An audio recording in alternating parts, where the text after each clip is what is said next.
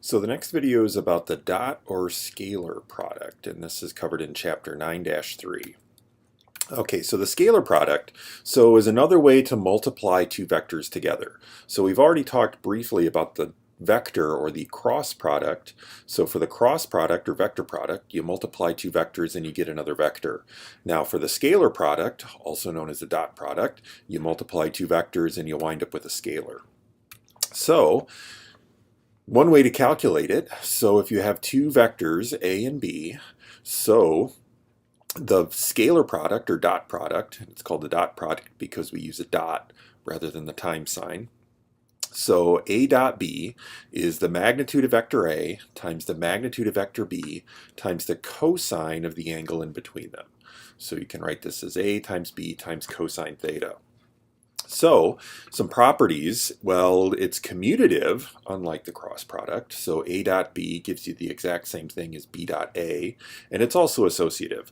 So you can distribute the dot product is one way to think about it.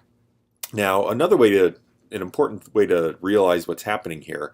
So it's actually this cosine, so it's picking out the component that's in the same direction or parallel.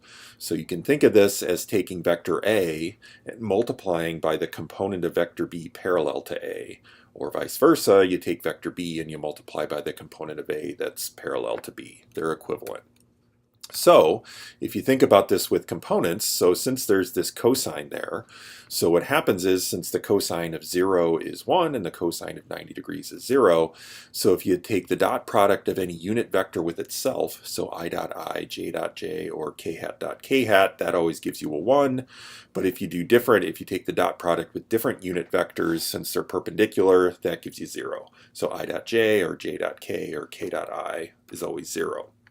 So if you want to do this with components then, so vector A dot vector B, so if we write these in terms of components, so ax I hat plus ay j hat plus az k hat, and then, well, you multiply everything out and you distribute everything and you plug in what happens to all these unit vectors. So really the only thing that survives is the I hat dot I hat term, the j hat dot j hat, and the k hat dot k hat. So at the end of the day, what you get is ax bx plus ay by plus az bz. So you just multiply the like components and add the result together. So it turns out the dot product is exactly what we need to calculate work. So if we have a constant force that's not necessarily in the same direction as the displacement, so the dot product does exactly what we need and it picks out these parallel components. So the general then for a constant force, we can say that the work is the vector F dotted into the displacement vector delta R. And again, remember the dot product picks out the parallel components. So you could think of this as the parallel component of F times delta R, or F times the parallel component of delta R.